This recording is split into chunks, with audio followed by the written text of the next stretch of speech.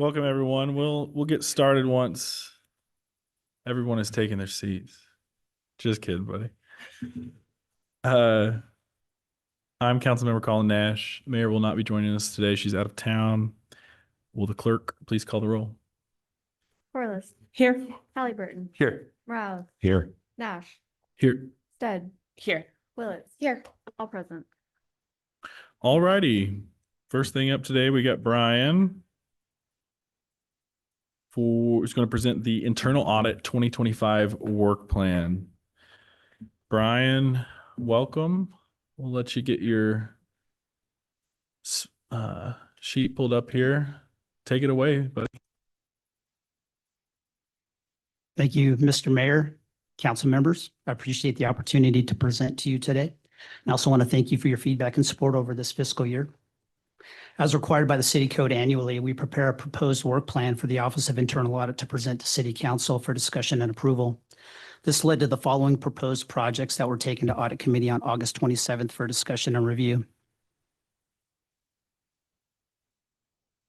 The bulk of the top section makes up our regular daily, weekly, monthly, and quarterly reviews. We perform a daily review of P-card activity, looking for expense propriety. If we do see an issue, we want to initiate corrective actions early in the process lifecycle. We also look at timeliness of account deactivation for separated individuals. We review the city's cash outflow on a weekly basis for our accounts payable testing. We also look for propriety of expense, appropriateness of expense accounts, and accuracy and timeliness of payments. There is a prompt payment state statute that we look to confirm compliance with. We perform a monthly review of travel activity and the related spending, in which we look at the accuracy and timeliness of the settlements. We perform a quarterly payroll review, and we have a bucket for consulting projects for any special requests we may receive from City Council or management. The remaining allocation of hours are for individual projects that we will schedule during the year. As part of that process, we complete a risk assessment to assign risk grades to divisions across the city. The first item is carryover projects. We have a couple of projects that were delayed during the fiscal year. Excuse me. IT access security, and that was due to the Lawson server upgrade. This was a significant IT project, and we wanted to be cognizant and courteous of that city initiative. The next project is Parks Resources. We have an auditor on paternal leave for approximately 4 more weeks. The second item is airport parking, where we plan to review controls and procedures surrounding the airport parking contract and the related financial activity. There's an expense and a revenue component in the process. We pay authorized reimbursable expenses and we receive parking revenue. We'll look to verify those streams. The next item is cash controls. With the citywide reorganization, we want to confirm that cash controls are still effective, especially if new individuals are performing those tasks. We want to verify segregation of duties exists so no one person has complete control over a single transaction. Franchise fees and impact fees represent revenue streams into the city. We want to verify fee assessments are accurate and complete. In regards to impact fees, there's been some recent tasking transition from DFA to PDS, which increases risk because new individuals are part of that process. We want to verify fee assessments are accurate and complete. The next item is P-card program, where we will look to verify authorization for new cards, training and recertification requirements, and propriety of goods and service.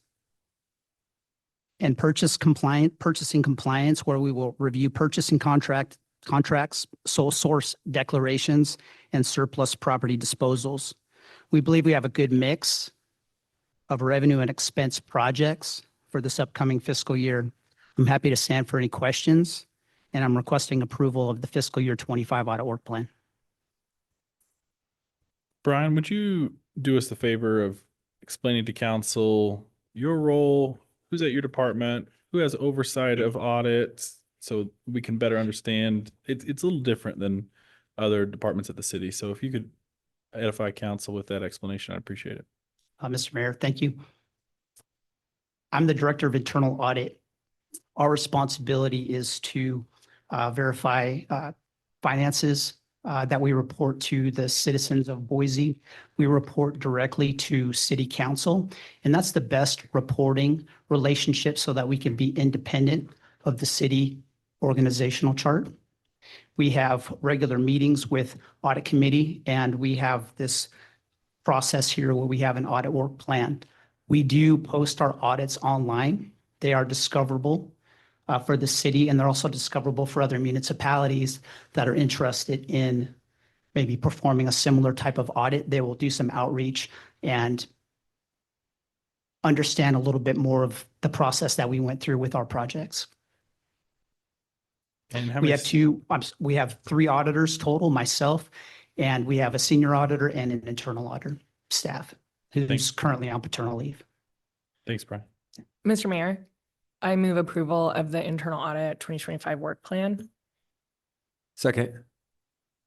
Mr. Mayor, if I can make a comment Yeah. before we approve. Brian, good to see you. I've gone through this presentation once before with you already, so no questions for me. I want to thank you for a couple things. The continued projects over the last 5 years, I'm not sure how many different P-card reports and other reports I've gotten from your department. And one of the things that I'm always impressed with is that even if there's a small error, it's caught, it's reported, you've engaged with the departments and you've settled the error and corrected any sort of corrections that needed to be. And I think that what this does is that it makes sure if there are small problems, we catch them there when they're small before they get really big.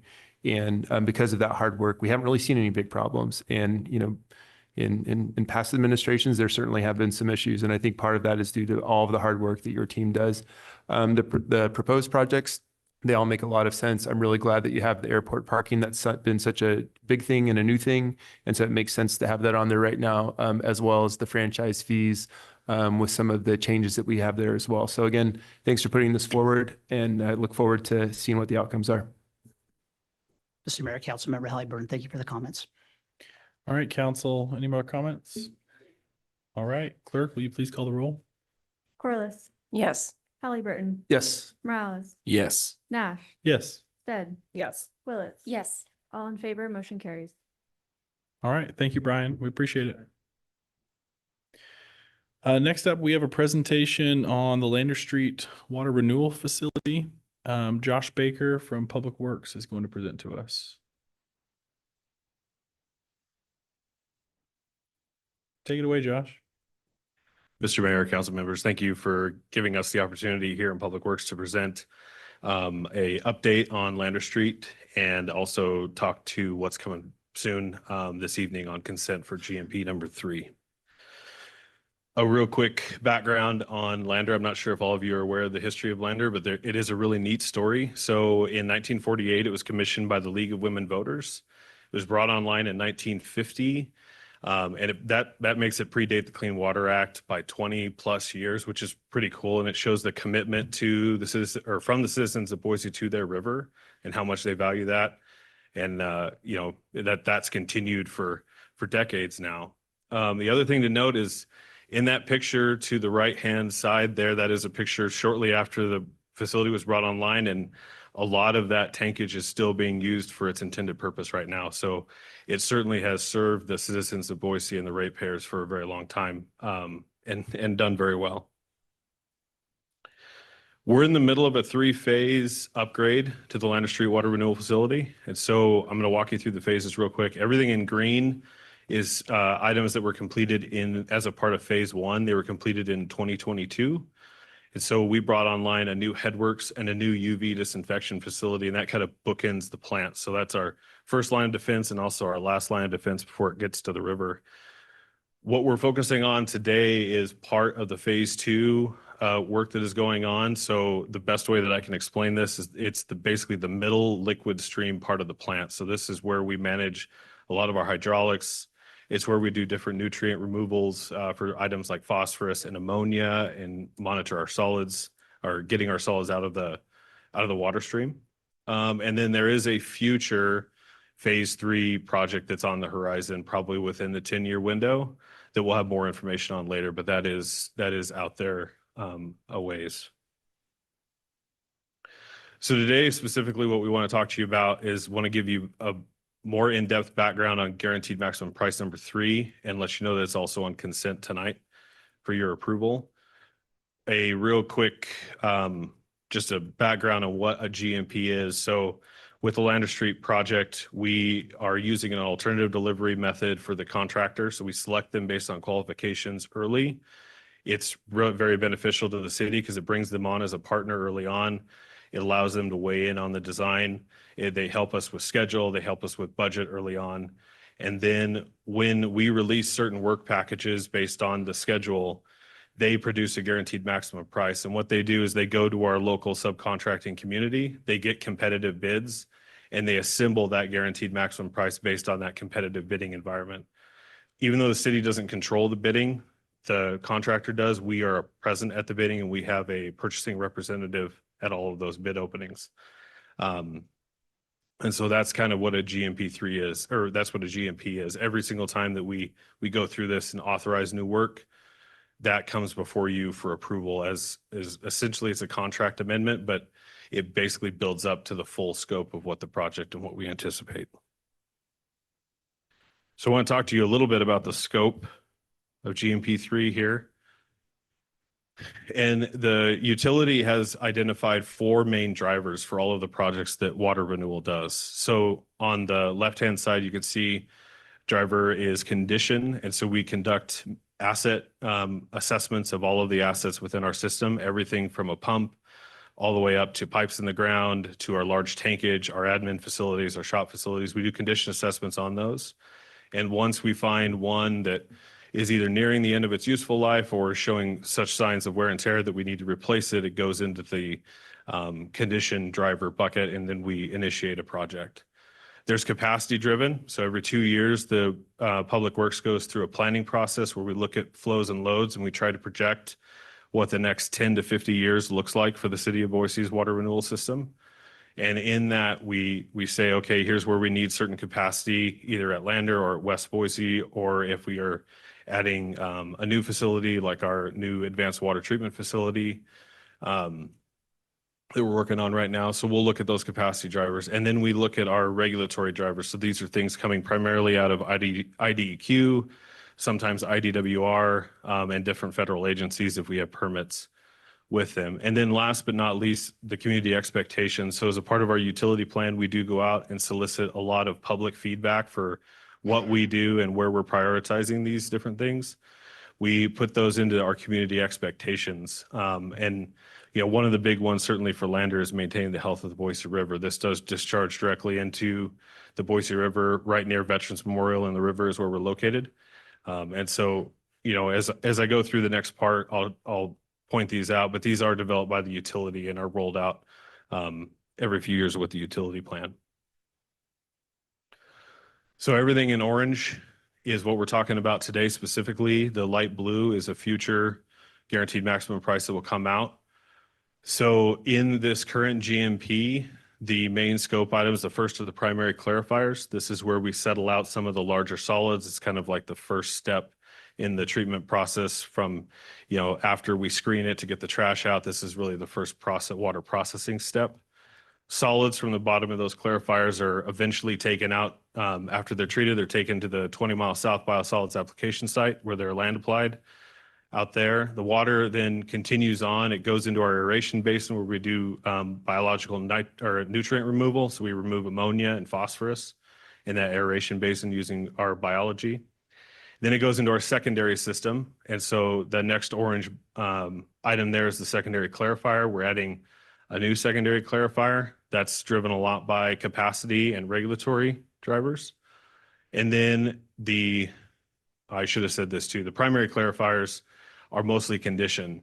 It is kind of neat to note that the primary clarifiers that are on site are original to 1950. So they've been in service for 70 years and they have done their job very well, but it is time to put some new infrastructure out there. Last but not least, we have a standby generation project. That standby generation system will allow us to continue to operate even in the event of a power outage. A lot of that is some of our community drivers to be a very reliable system. There are also some regulatory drivers to that portion of the project because IDEQ does require certain unit processes to be on standby power so that they run in the event of a power outage. So that's the scope of this GMP that we're talking about. That fermentation, light blue, that is going to be coming back to you all probably in about a year, maybe a little less than a year, as another GMP for your approval. This is the fun one. Now we'll do the budget. So GMP3's budget, it's a pretty large number. The total maximum price is 81 million. And again, this is a portion of this project. It's the construction portion of this project. Going from top to bottom on the breakdown, and this is actually an excerpt of what the actual GMP looks like that will be coming before you. That's in part of the consent packet. The $63 million number is essentially the competitive bid mark. And this is where the subcontractors have said, you know, for this scope, I'm willing to do it for this much. Again, that's a competitively bid number. The construction contingency is a value that we negotiate with McIlvain and with the design engineer to say, we know we're going to have things go wrong on this project based on past history, based on Lander Street itself. We need some funds available to be able to remedy those. So an example of this that's specific to Lander is that the age of the plant drives that there's a lot of things underground that we don't know about. In fact, in phase one, it was really neat. I mean, it was kind of neat to me because I'm a nerd, engineer nerd, but we dug up a hand-laid brick pump station, which was beautiful. I mean, the craftsmanship was just incredible. Unfortunately, it cost money that the contractor wasn't expecting. It took us a lot of extra time to remedy that and get that out of the hole and make sure that the ground was all prepped for what was actually supposed to go there. But that's the type of thing that would go into that contingency buckets. It's stuff that we know we're going to have issues, but we don't know what those issues are yet. The general conditions and indirects in the fee, this is the contractor's profit. This is also some of their bonding requirements. So we do require them to bond. We require them to carry different types of insurance that we talk through with our risk and safety team. So that's in that number. The final one, and if you're doing the math ahead of me, those four numbers don't add up to 81. So the $4.2 million number is contained within the $63 million number. We call this an allowance. And these are items that we know we're going to spend money on. We just don't know how much money we're going to spend. So a small example of this is like dewatering costs. We know we have to dewater because we're so close to the river. We have to dig wells and be able to get rid of that water in our excavations. We don't know exactly how much. And so rather than tie a subcontractor to it and then do change orders later, we assign some funds there to be able to cover that. Another one is like snow removal is in this. So we know it's going to snow. We know we're going to have to remove snow from the site. I don't know exactly how much it's going to be, but we take a guess based on previous projects, and then we will pull that out as we need to. So again, that total maximum price, 81.4 million. The other thing to note on the contingency is we generate that number based on doing a risk register. And so we sit down and we talk with our design engineer and our contractor. We develop a risk register. The risk register for this project is about 100 items long that we are actively tracking these risks. And like I said before, when one of those risks comes to fruition, we then go and say, hey, that's, we're going to use those funds for that particular risk item. So that's how that $12.9 million number is generated. Digging into the risk a little bit more, we're tracking, like I said, about 100 risks now, but the top three that we're looking at are continued market impacts locally. So it's difficult to get things, especially electrical equipment. That's something that we're having a harder time. It's a lot longer lead time. We're mitigating that by buying that stuff as early as we possibly can in the design process, leveraging our contractor to also do that. But this is a risk that we're tracking, and we've assigned funds to that. The other one is the local economy in Davis-Bacon. So this project is partially federally funded through WIFIA. There are Davis-Bacon wage requirements, and there is also a lot of local impact to our subcontractor workforce. So we're seeing it's essentially a wash right now. Some of the positions, the Davis-Bacon is higher than local. Some of the positions, the Davis-Bacon is actually less than what local prevailing wage is. So it's about a wash at the moment, but obviously subject to change based on the market. The last one there is the condition of the existing infrastructure. So because so much of Lander Street is pretty old, we have some funds in there that in the event that we have an emergency on site, we have some failure of some system, we can respond very quickly with contingency funds to be able to remedy that very, very quickly. Go through the schedule real quick. So on the schedule, the big one to pay attention to is that secondary treatment. That one is the capacity for the water renewal system. So as we see Boise continue to grow, bringing that secondary treatment online in October 2026 does give us the ability to bring more flow into Lander Street, which will help and that's part of the plan that we've been working. You can see the other dates there, and they're ending at various times. These projected finishes are what we hold the contractor accountable to. So this is what we've negotiated and said, you can do it by this date, and we've put that forward here. The last thing I want to say before opening it up for questions is, even though it's just me here, there's an army of folks behind me. Everybody from our partners in the community, our local subcontractors. Without those guys swinging hammers, we're never going to be able to do this work. Our partners in the design at McIlvain and at Jacobs, Brown and Caldwell, the engineering firms that are doing the design out here, Stantec, who's helping us with the program side, they're a tremendous help.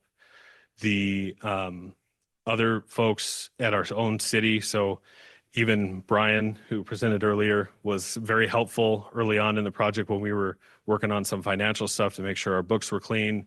When we talk about our operations staff, they've been absolutely amazing and very accommodating. I mean, we have been in their living room doing a remodel in their house for the past 5 years. And so they've been incredibly accommodating and helpful to us. So it takes an entire team, and they are really one of the biggest critical success factors. And it's an amazing team working out at Lander right now. So with that, I would be happy to answer any questions that y'all have.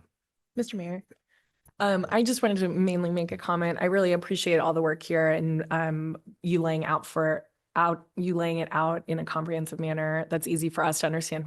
I am not an engineer, but I also, water treatment, I've said before, is sort of what got me into city politics and city council. I was super impressed with a tour I took of the watershed years ago, and love how we protect and prioritize our river and our climate. And this is the next stage of that, to support the people that are here and are moving here and that use our river and use our water. So I appreciate all the work, and thank you so much for the presentation today. Mr. Mayor, council member, thank you very much.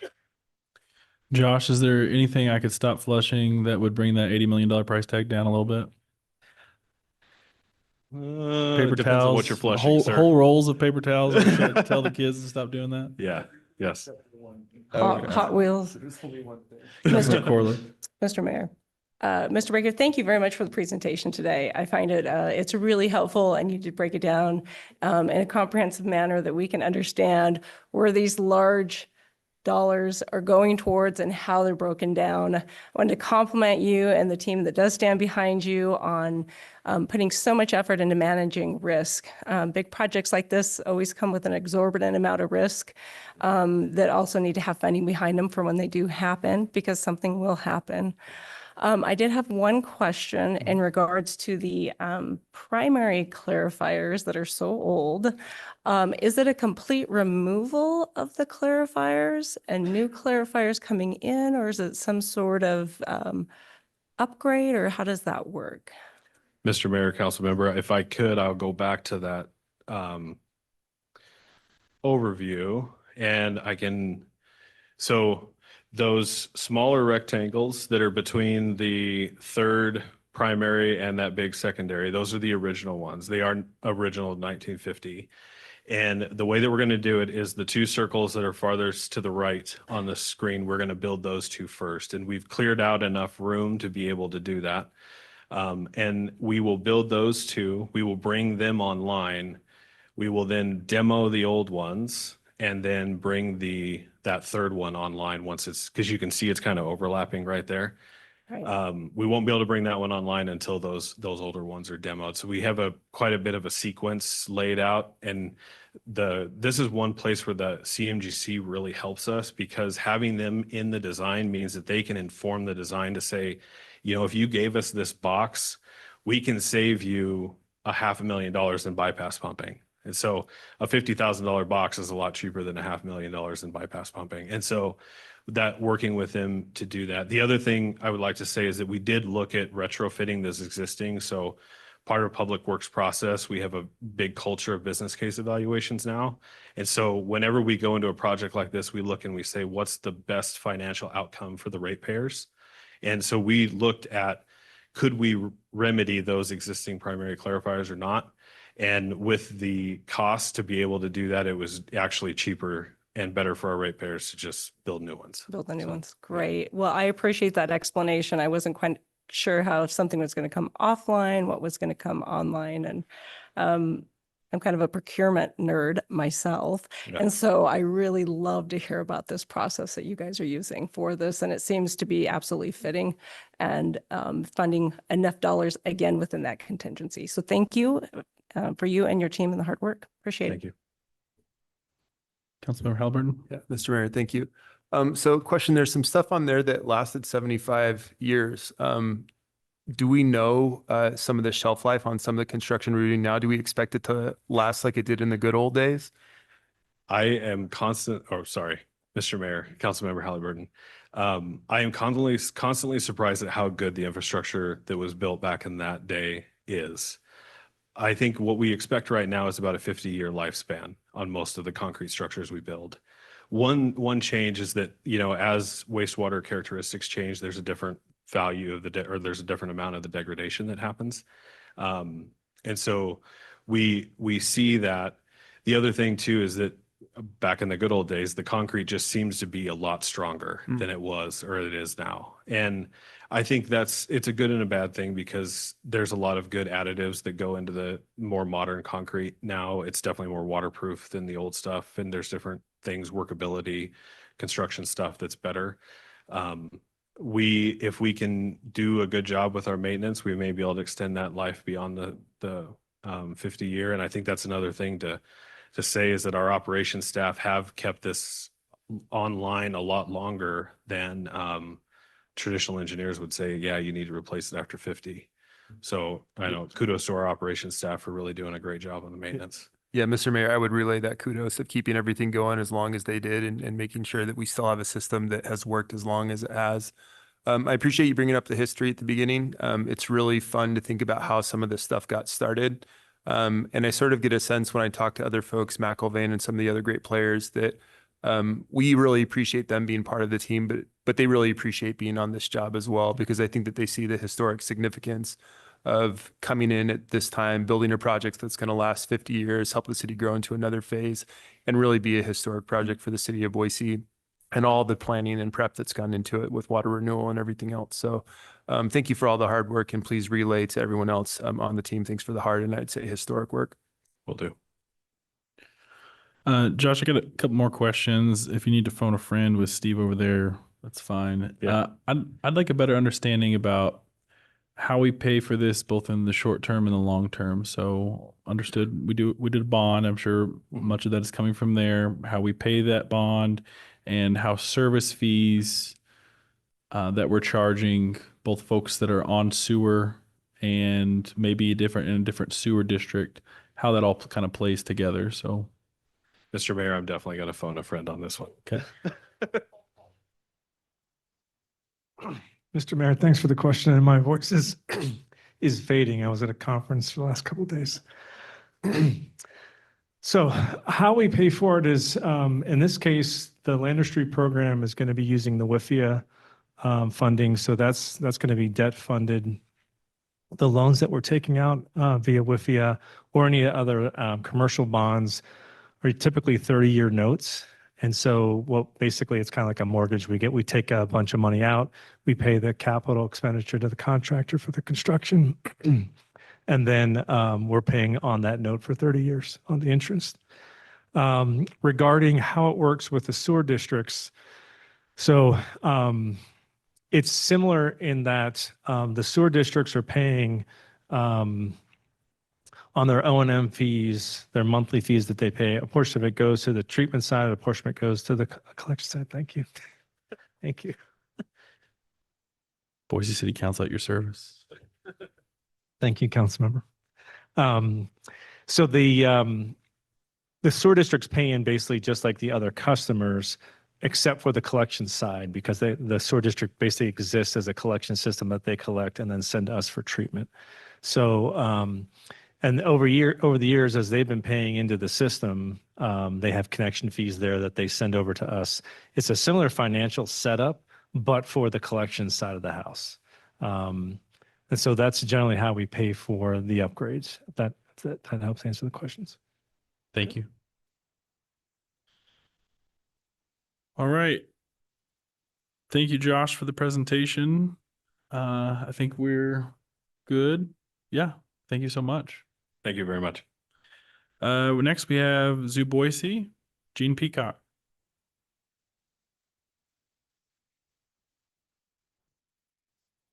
Gene, I hope you're going to give us an update on red pandas today. Got that and a bunch of other stuff.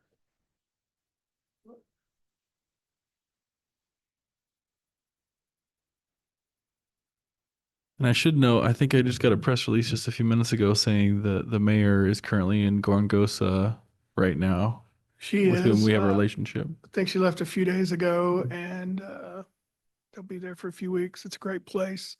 So looking forward to hearing stories when she gets back. But Mr. Mayor, council members, thank you for having me here. I want to give a brief update of our master plan. We completed a master plan in 2021. So just a quick overview on that. Then I'll flow into construction that we have going on currently at the zoo, as well as talking about some upcoming projects that are part of this phase going on at the zoo. So our master plan, we adopted it in 2021. 2019 was the last major expansion we opened at the zoo, and that was our Gorongosa National Park exhibit. Almost immediately, we were getting asked, what are we going to do at the zoo next? So we put a team together from the Friends of Zoo Boise board, from staff members, local representatives. Erstad Architects was heavily involved. And we created this master plan that was officially adopted in 2021. It includes 3 full phases that go out about 20 years. But for today's purposes, we'll talk about what we have going on now, which is phase 1.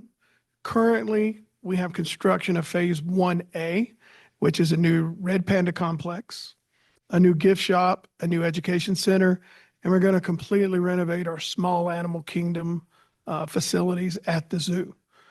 We're projected to finish with all of these projects in the spring of 2026, and then we'll roll into phase 1B, which will include a new penguin exhibit, a new snow leopard complex, a new commissary kitchen for animal diets.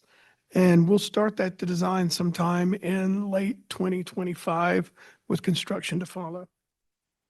So first we have the Virginia R. Bartak Red Panda Passage. We're calling it that. We had a zoo visitor that she was generous enough in her will to leave a sizable donation. She loved red pandas. She loved visiting the zoo. So it will be named that in her honor. You see some concepts of what the exhibit will look like when all the vegetation and everything grows up, but it is currently under construction. This picture was taken about a week and a half ago, and I just was on site this morning how much it's changed. So our Red Panda complex, this building is going to be about a 1,700 square foot holding facility with red pandas. This top right in the picture, that room with the walls a little higher, that's going to be about a 700 square foot kind of covered patio indoor exhibit for red pandas. It'll be mesh sort of at the top so you can get airflow and everything. All of the rest you see is going to be behind the scenes for animal holding, cubbing dens, and keeper workspace. Outside of this facility, we're going to have 3,000 plus square foot red panda exhibits with overhead transfer trails, a remote building. One of the exhibits will be across the pathway. So you'll walk through a moon gate which is the Chinese style round circle doors you'll see in structures. You walk through that and then you'll end up in the heart of the red panda exhibit. It'll be very immersive once the vegetation all grows up. So it's going to be a really, really nice extension off of our plaza. As part of this, there will be a new zoo exit. So you'll exit the zoo between the gift shop and the new red panda habitat. We could hold up to 14 or 15 red pandas. So we have red pandas for everybody. But ideally, our carrying capacity, we would want to have probably 3 breeding pairs of red pandas and space for offspring. And we're making this a regional facility. Species survival plan, that's how we manage animals. And it's a consortium of zoos and experts around the world. And they have equations and they figure out which animal should be matched with which animal. Part of the problem is they don't have enough spaces in this part of the country when you have young red pandas, a place for those pandas to go until they can permanently place them. So we're going to be a regional facility working with other AZA institutions and working with the species survival plan to be that regional facility. The other exciting part of this is we will be one of the few facilities in the world to exhibit both species of red panda. You have the Chinese red pandas and you have the Himalayan red pandas. And we will actually be breeding and displaying both pairs at this zoo. It's already receiving a lot of attention. I have a young lady at the zoo today. She's a curator at the Red River Zoo in South Dakota. And they purposely flew her out for 3 days because they've heard about our exhibit and they want to build a new red panda exhibit. This is becoming probably the cutting edge facility for housing, breeding, studying, and researching red pandas in captivity. So we're really, really excited about this facility.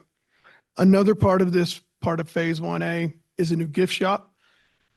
Our gift shop currently was repurposed space. So they just made that for an expanded gift shop. They don't really have very good office space. They don't have storage space for inventory. So as part of this, we have designed and we're building a new gift shop. It's a 2,500 square foot building with about 1,500 square foot of retail space. The current gift shop is between 1,000 and 1,100 square feet. So quite a bit more retail space. It's being designed to purposely be outfitted as a gift shop. So it's going to really up our sales and help the experience. And then the new exit will be between these two facilities. And everything we're designing is also upgrading things in the zoo to completely meet ADA standards. This is a really exciting shot of a slab of concrete that will one day be the gift shop. And you can see the floor plan over there of what it will look like. And we're really fortunate, SSA, Service Systems Associates, is our third-party organization. We work on our gift shop, our concessions, and they're really excited about this. Another part of phase 1A we're going to be doing is a new education center and our small animal kingdom update. Currently, we do all of our camps in tents at the zoo and our multi-purpose room. And we fill up weekly in the summer with 60 to 70 kids, and we have a waiting list of 50. So this is going to be a purpose-built facility. It's between 8,000 and 9,000 square feet of building space with 1,000 square feet of outdoor space for an outdoor classroom. Part of it will be the covered patio you see there. It's going to have 4 modern classrooms. They'll be convertible, so you can open up doors between the classrooms downstairs and make one larger space. We're going to have self-contained habitats. So Tugel, who is our southern ground hornbill that lives at the front of the zoo that gets people from all over coming to see him, he's going to get a dedicated space in there. We're also going to create day rooms for our education ambassador animals. If you've been to the zoo and you've been in our multi-purpose room, we have these tanks kind of shoved against the wall and everywhere in there. We're going to build purpose-built space to manage our education animal collection to make sure that is also brought up to modern standards. So all of this will be to improve our camps, our evening programs, our school group visits. This building is going to have a 50-seat boardroom upstairs. So we'll be able to have meetings, and that space will be offered if other city agencies and departments would like to use it. So it's going to be fully outfitted for that. The small animal kingdom, it was built in the late 1990s. Structurally, the building is fine, but the exhibits and the signage and the flow and some of the holding doesn't meet modern zoo standards. So we determined the building itself is structurally fine. So we're updating all of the outdoor animal exhibits. It's going to include a remote cotton top Tearman exhibit. It's going to have an overhead chute outside as well as indoor viewing. We're going to build a big new yard for Mr. Mack and Miss Mack, our Aldabra tortoises, for encounters for those guys. And we're going from about a 200 square feet exhibit and holding for our meerkats to about 700 or 800 square feet. So hopefully we'll be able to build up a proper meerkat colony. As part of phase 1A, we've put in a new transformer to upgrade power to handle everything we're doing now, as well as future expansions in phase 1B. And we've built a water line working with Field of Water that goes around the outside of the zoo to bring new water services. So we meet all of the requirements for fire hydrant sprinkler systems, getting potable water into places. So that's part of it. Phase 1B, which will start designing late next year. The key elements for phase 1B is a penguin exhibit, a new snow leopard exhibit, and as part of the snow leopard complex, we're going to have an animal commissary and some office space for our animal management staff. We're looking at a penguin exhibit. Right now, we're looking at about a 50,000 gallon pool. Our current penguin pool is 13,000 gallons. We're looking at a beach space for our penguins of about 1,000 square feet. We have about 200 square feet. Penguins don't always live in the water, so we want to do right with animal welfare, animal care, build a quality exhibit with proper filtration. It's going to end up being right at the front of the zoo where the snow leopards are now. So as soon as you come in, we're going to catch you with the sight, the smell, and the noise with the penguins. And it'll offer a new and improved penguin encounter, so we can do more with that. They're very popular. The hill that runs up behind the snow leopard where the sloth bear is and everything, that's going to be redeveloped primarily as a snow leopard complex. It's going to have a facility called the Catwalk. So we're bringing some of the behind the scenes to the public. This will be a building where you can go in and you can see the snow leopards transferring from place to place overhead and be in the building with them, but it'll be in a way that's completely safe. And we're going to build a 75 to 100 person rental facility with a little kitchenette so you can have programs and things like that. When you go out to the zoo, if you've done a meeting in our schoolhouse, we're going to be doing something similar for snow leopards. It's going to also include some other species we're working on bringing as part of that to round out the Asia section of that. Our attendance, educational program, we had over 25,000 guests attending our programs. That includes camps, school visits, evening programming, and then if you add in special events, quite a bit more. We expect with the new educational facility, those numbers to go up about 7%. Our general admission in 2023, we had 338,000. We're on track to have about that number this year. We were projecting higher attendance, but March, which is usually a really good month for us, we had a lot of snow in March, so that cut down in our attendance. And then July, which is usually another month, we had the incredible heat and the smoke. When we get it, the heat and the smoke combined at the zoo, attendance isn't there. The days that we don't have the smoke, we're still seeing great numbers at the zoo. And questions? It could be on the exhibits, the projects, or animals. Gene, can you assure us that the giraffe slide is safe in its new place? We can get Doug to go down it and we'll do a video and we'll put it on Facebook. Okay, all right. Now, I've been down it, and when we had what did we call it?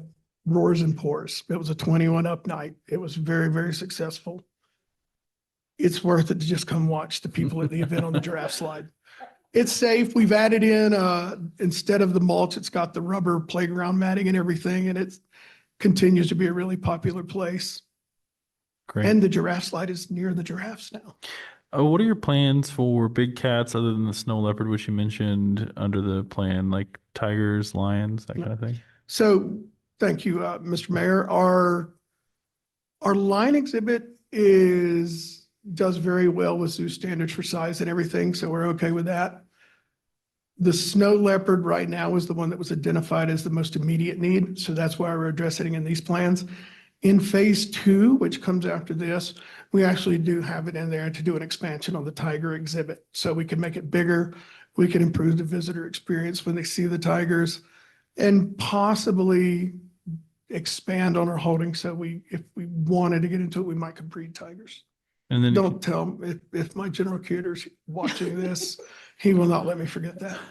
and remind me, you mentioned the meerkat, but I didn't quite catch it. What's going, my son's most interested in them, and The meerkats, they are awesome animals. So the meerkats, right now they're in the small animal kingdom where their exhibit is, a portion of that's going to be demolished. And we're going to take some of the exhibits and redesign the inside so they have a bigger holding space. And then there's going to be this really nice, about 700 square foot outdoor exhibit for them. So we're just going to improve their space, make it a little safer with the dig barrier in it, make it a lot viewer friendly for the people that come and see them. great. Any It's going to be questions? exciting. Any questions, council? Mr. Mayor. Comment and then a question. Gene, thank you for all you do, and thank you to all the staff that are behind the scenes as well.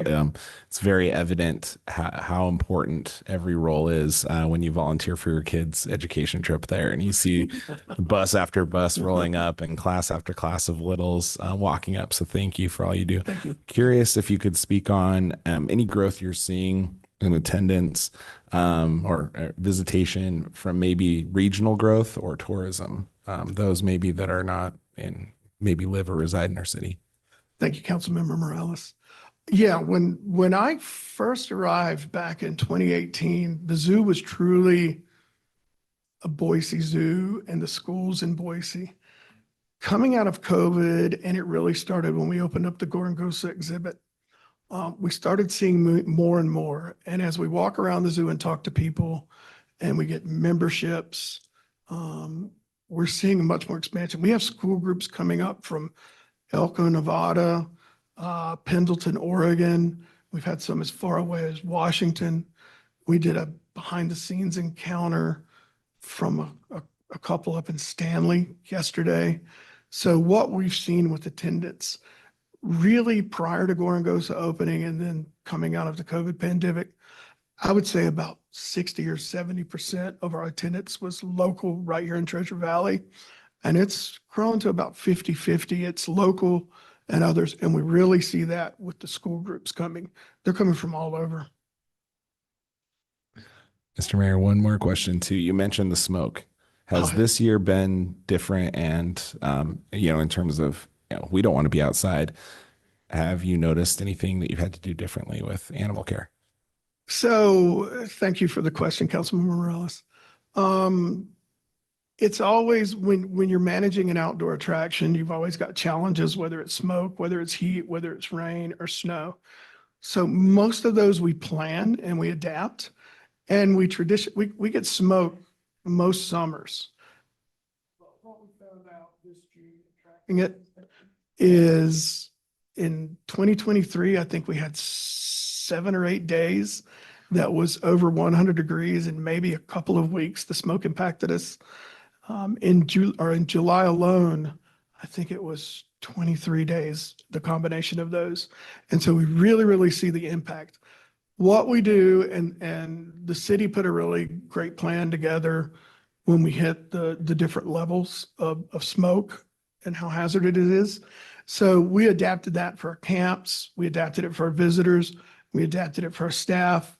We always make sure for staff, if smoke is a problem, being a zoo, we always have N95 masks, and people freely use those with the smoke.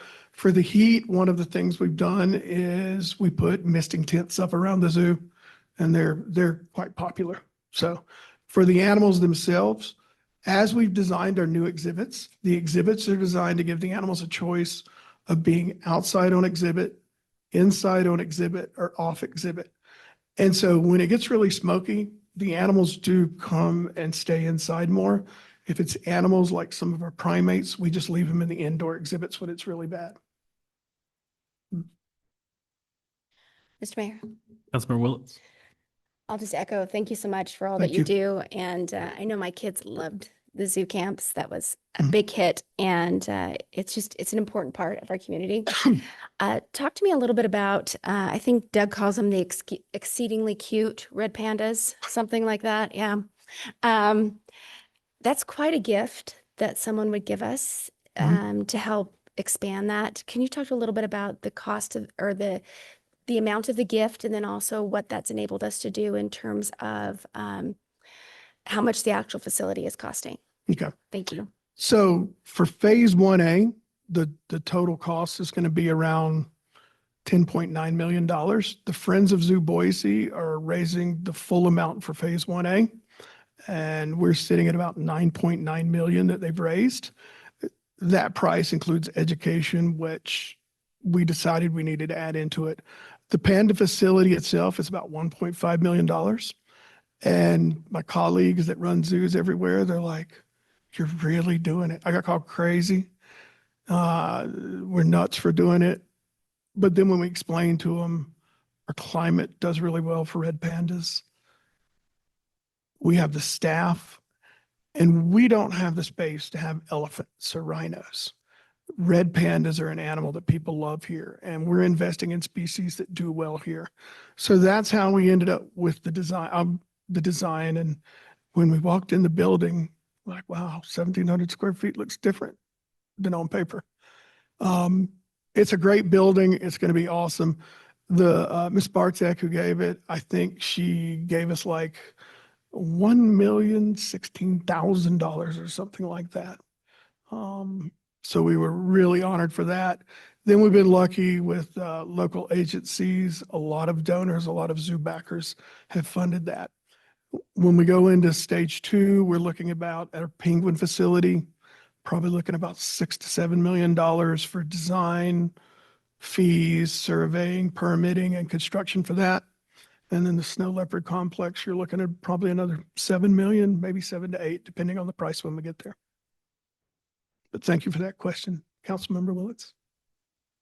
All right. Thank you, Gene. We appreciate it. Thank you, everybody. Okay. Final item for the work session today. We have the Parks and Recreation 2024 Summer Services Programming.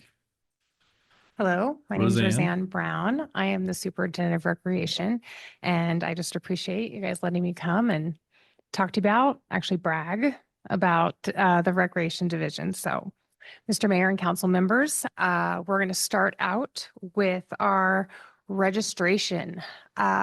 Recently, in the past, we had broken up some of our programs just to give people the opportunity to get space.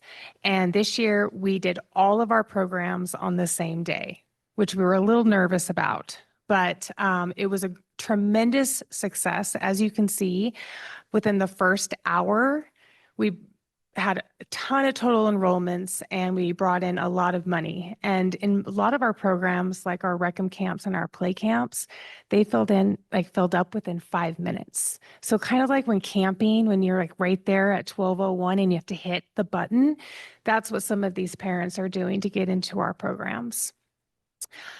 Fortunately, we have a tremendous scholarship program. I think when I started, it was under $100,000. Now the city budgets over $200,000 for those scholarships. And we work very closely with the Boise School District and the West Ada schools to make sure that any kid can participate in our programs. Other things that we scholarship is a school art program. As we all know, in the classes, art was cut. That wasn't a priority and they had to fill it with other things. So we took the ball and we provide programming in the fall and the spring for every single classroom, and it is scholarshiped. And so that's a pretty incredible opportunity. At the Dick Early Senior Center, we developed a transportation program for those folks who couldn't make it to our programs. We have some great stuff going on in the community, but some people could not afford anything. So we as a team physically go and pick them up and make sure that they can participate at the facility. And then we transport One World Soccer for refugees. And that is, again, another scholarship activity.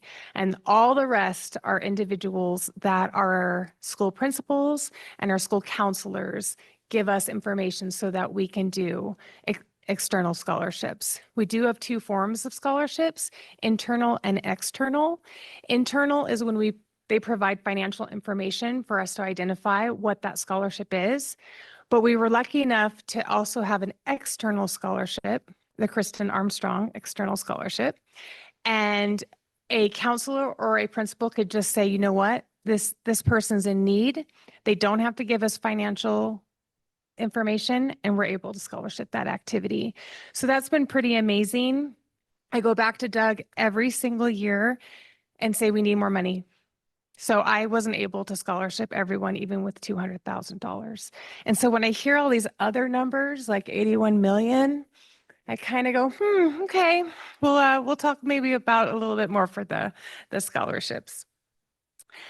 So registrations, as you can see on opening day, that went up quite a bit. And that is because we offered every single program at once. Parents are trying to figure out where their kids need to go. If they don't get into our programs, they need to have opportunities to get into others. And this is what happened. This is what happened when we offer them all on the same day. And the increased revenue from 2022, 261,000 from our perspective is pretty amazing, since all of our activities are extremely affordable. If we compare with, I don't want to say competitors, but that offer similar programs, and we're usually the cheapest, and dare I say, I won't say it, the best. But it's just a testament that our team is constantly trying to create new opportunities, and we have such a demand, being very creative on how we can get as many people or kiddos in our programs as possible. Okay, so this is my thing. This is my passion, is youth. So we have 9 play camps. Now, during the school year, we have a very strong relationship with the Boise School District, and we have our community centers, and we draw a lot of kiddos from those community centers. But we also reach out to neighboring schools that maybe don't have that access, and we really target the counselors to try to get the kiddos that need us the most in our program. And we are looking at a new play camp, our 10th play camp next summer. And that's because some of these play camps, like I said, fill up immediately. And we do carve out some of those spots for scholarshiped kiddos, for Interfaith Sanctuary, for some of the refugee populations. We want to make sure we're getting everyone. We don't have, we need more. We need more. So we're going to add a 10th play camp. The Out and About junior high camp is huge waiting lists, just like the play camps. I have employee Marie Hadaway, whose passion is that middle school, junior high age. She loves like behavior and naughtiness, and she just wants to get in there and help them. And anyway, so we're developing more. I know she's working with Councilmember Halliburton to try to provide more opportunities for that group of kids.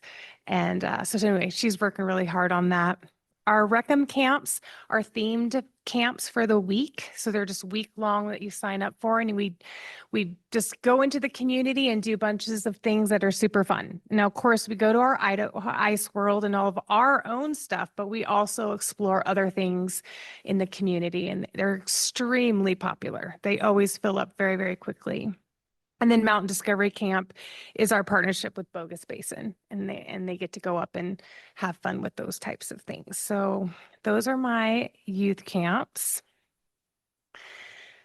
So this is youth and adult. Idaho Ice World in the past has been a general fund suck, okay, for a long time.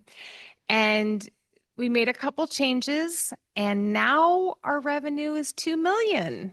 So, we're doing some things right. We were able to give the Warm Springs Grill and Golf Course some money to help make that happen. And if you would have told me 8 years ago that Idaho Ice World was going to do that, I would laugh at you like very significantly. So the fact that we are at that number is pretty incredible. And hockey is booming with the 37% increase. We have a wonderful coordinator, and our learn to skate, our figure skating, all those sorts of things. It's just, we're the facility in town that does that. So very, very proud of that. Our golf courses, Warm Springs is, getting close to 3 million, and Quail Hollow, who did not make money in the beginning, Warm Springs had to cover, now is making over $1 million. And that's because of the coordinator, Scott McGeehan, being super creative and making it a very family-friendly, open to the community facility. So before it was, members, and he's worked very, very hard to make Quail Hollow similar to Warm Springs, even though I'm not a big golfer, but that Quail Hollow is much harder than Warm Springs. The people who participate at Warm Springs have written checks to cover things that we had to take out of the budget for the grill and golf. That's how much they care about the facility. And we're talking like 25,000, 50,000. I mean, I wish I had that just to write off. And it's just a really tight-knit community that wants to see this happen. And they've been waiting for this grill and golf to happen for a long, long time. And we were actually out there today looking for some space for signage, and they're building, the foundation's poured. I mean, it's so crazy that it's actually happening, and we're all really, really excited about it. So we have a visual and performing arts program, which is amazing. I get tons and tons of compliments, and we do have increases every single year. Chris Kranz is knocking down my door saying he wants another facility because he's ran out of space. And I'm just like, figure it out, use the schools, use whatever you can use. And he does. He's very, very creative. And it's such a high quality program. He works very closely with Boise State. He actually does some instruction for them from time to time, and he fixes kilns. So we're very, very lucky to have him. And then every year he creates beautiful pottery for us for our end of our season kind of banquet and for others. And he's just a very talented person. So he's created a very, very robust art program. Adaptive recreation, another one of my things I just love to brag about. We are the adaptive recreation programming pinnacle in Idaho. We are. We've been doing this a long, long time. Emily Kovarik is our coordinator. She's passionate about bringing opportunities with folks with disabilities, whether that's cognitive or physical. She works with youth and adult, and she hosted this year our 36th annual Idaho Youth Adaptive Sports Camp, which is partially funded by St. Luke's. We had an inclusive pool party at Ivy Wild, and she also provides accommodations for any of our other programs. So in play camps, if we have some kiddos that may have autism or those types of things, we do one-on-one aids to help them to be able to participate in our regular program and have a ball. So and it's adventure, and those programs increasingly go up every single year. So very, very proud of that program. And if you ever not been to an adaptive sports camp, you should come because it is so fun to watch. Picnic in the park. So back in the day, the Idaho Food Bank ran this program, and they ran out of funding. And so we decided, especially because most of those sites were our play camps that needed that food. So we decided we were going to take it on. And the first year we did it with some local partners, a lot of work. And so we decided to partner again with the Boise School District, and they prepare the food. We go pick it up. We go serve it at the locations, and we bring it back and we do all the paperwork for them. So it's like, it's perfect. It's perfect. And we were at Winstead, Sunset, Ivy Wild, and Cascia were the 4 sites that we were serving. And as you can see, a lot of lunches served, a lot of volunteers, and it's a 10-week service. So we don't see that ending anytime soon. We really appreciate that partnership and being able to do that and feeding our kiddos in those play camps that can't bring lunch. So that is a pretty cool thing. And there's so many other things that are in the division, but I was told only get 15 minutes. So those were the highlights. Doug said, focus on summer and focus on some of our big wins with our facilities, but I've got a ton of other stuff, maybe another time. Roseanne, just a personal thank you as in addition to the kids and some of the adaptive sports and things like that, you also help middle-aged men with bad golf strokes. So thank you very much for the lessons at Warm Springs that I was able to benefit from this summer. Council, anything further? Mr. Mayor? Yeah. Thanks for the presentation. It's exciting to see how many people really participate in our community, and I can attest to it is a race when spring break happens and when summer happens, and you want to be right there to click. Talk to me a little bit about the City of Boise's partnerships with West Ada School District. You mentioned Boise School District a lot. I didn't hear West Ada. Talk to me about that. Mr. Mayor, council member. Yes, so we have a joint use agreement with West Ada. It's not utilized a ton, but we do have a community center, McMillan, that's in that partnership. And then Julian Play Camp feeds into a lot of the West Ada kiddos. So we've had conversations with Eustic Elementary, Summerwind. We kind of focus on the Title I, 50% or more qualifying for reduced lunch to make sure we're hitting a need. Summerwind, the skippers take up the space. It's jump rope, so couldn't go there. And then U-Stick was already being provided by the YMCA. And we don't ever want to compete at the same facility. That's silly. So we're continuing to find opportunities to partner to be able to hit that population and those kiddos in that area. We just struck out twice, so we're still going up to bat. Mr. Mayor. Councilmember Halliburton. Roseanne, thank you for the presentation. I was reminded by someone recently that when we talk about the Parks Department, it's the Parks and Rec Department. And that rec side is very, very important. And I think that the proof of that is in the presentation that you just gave us, the thousands of people that actually are impacted by all the different recreation opportunities that we offer. A couple things. One, appreciate all the hard work that's been done in our facilities to make sure that those are sustainable, money-making facilities that can actually, add some revenues to some different programs and the things that we're starting up. That's really great news. And I know it's taken a lot of work to get there. Really appreciate the teen programming that we saw in there as well. Those middle school and high school age kids, if we can keep them in a good spot, then we can keep them in a good spot.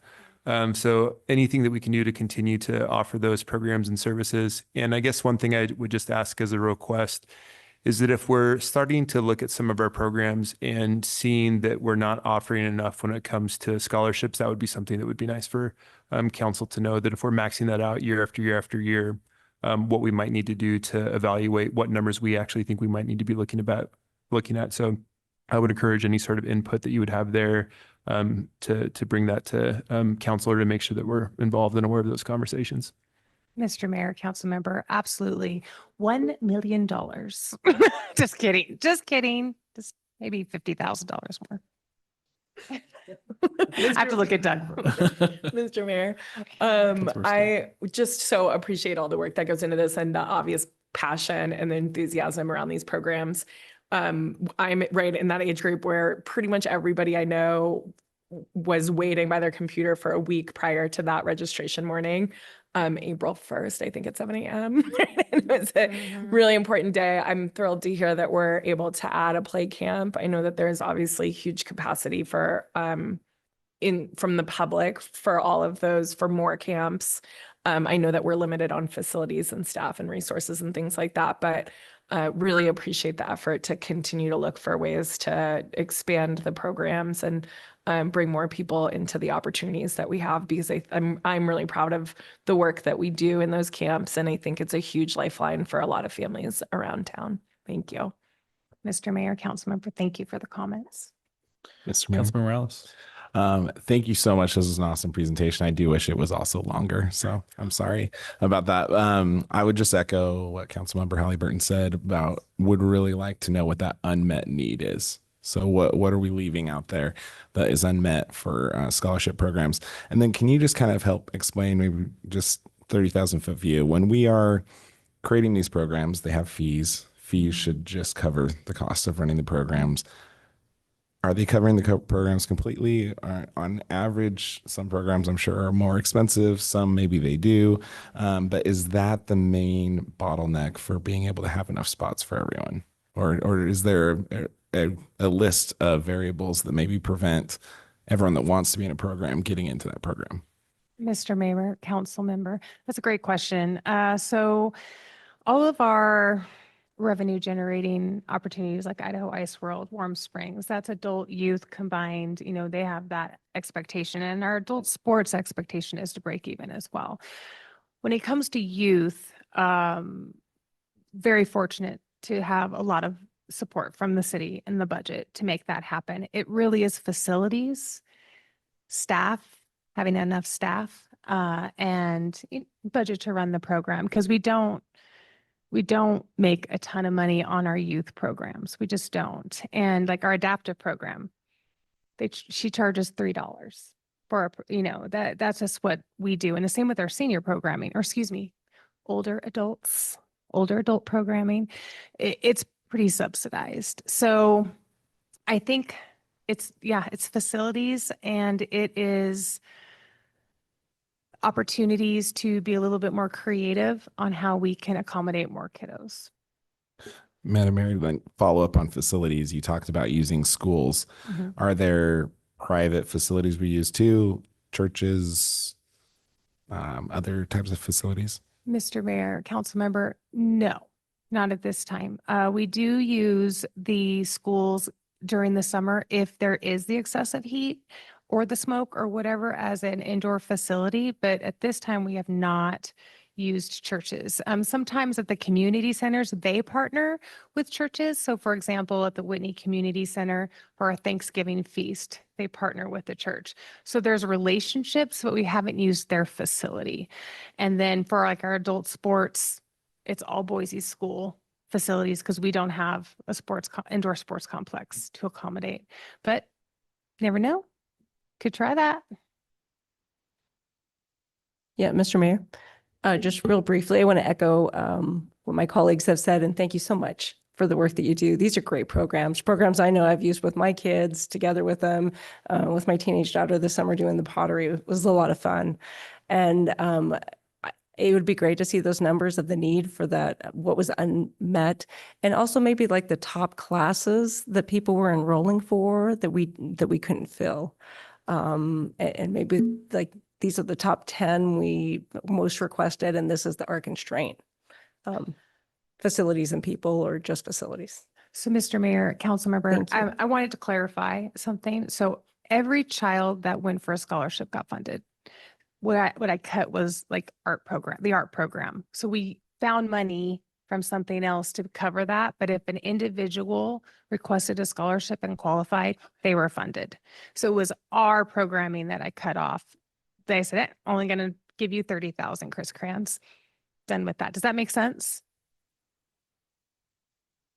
Yeah, Mr. Mayor, if I could just follow up on there too. I think Parks and Rec has always done a great job in making sure that every single kid who applies for a scholarship gets it. I think in conjunction with the ability to pay is also the ability to register.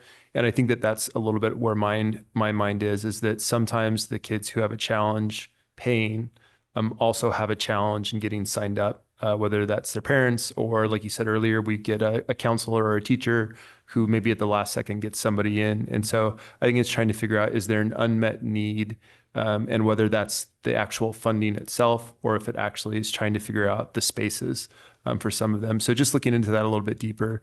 And I think that there's probably, a variety of different ways that you all can do that and kind of come back to us and let us know, here's some of the things that we might be seeing as barriers of entry for some of our kids who may face some additional challenges. Yep. Mr. Mayor, council member, that's a great point. And I didn't mention, but we did for the first year implement a payment plan, which we did not have in the past, which really helped because people would not sign up for all 8 weeks of play camp because you didn't have the money up front. So doing that really opened a door for a lot, but we can always do better on getting accessibility to our programs. Thank you. Okay. Thank you, Roseanne. All right. I think that's it. We'll see folks back here at 6 p.m.